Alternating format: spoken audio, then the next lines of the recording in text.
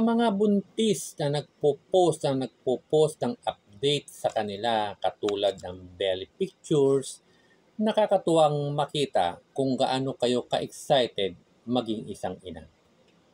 Sa taong post ng post kung saan siya nagpupunta, mga bagong gadgets niya, salamat sa pag-share mo kung gaano ka ka-blessed. Nagsisilbing reminder ito para magsipag kami at maabot din yung goals namin. Sa mga babaeng post ng selfies, salamat din dahil pinapakita mo na okay lang mahalin ang sarili at pahalagahan ito. Sa mga nanay na post ng pictures ng mga anak nila, nagagalak ang puso ko na makakita ng mga magulang na proud at nagmamahal sa kanilang mga anak.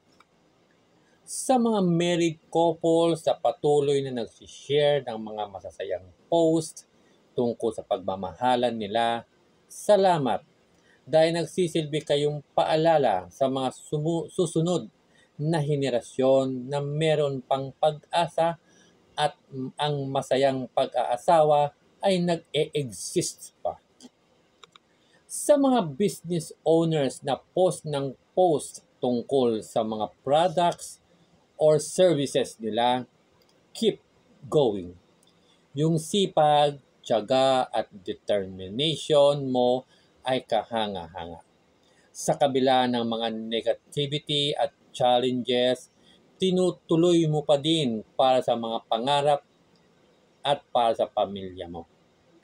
Sa mga taong post tungkol sa pagpapapayat or balik alindok journey nila at kung bakit sila nag-decide baguhin yung lifestyle nila for health reason or para ma-improve yung sarili nila, nakakatuwa makita yung progress pictures mo, yung healthy meals, yung gym check-ins, at higit sa lahat, sobrang nakakatuwa makita yung before and after pictures mo.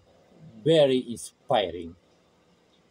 Sa mga stay-at-home na nanay na nagpo-post ng mga niluluto or yung mga binibake nila, nakakatuwang makita na nakakaya mong i-manage lahat ng task sa loob ng bahay niyo.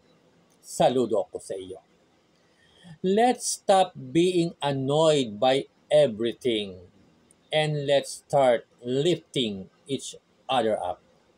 Bye!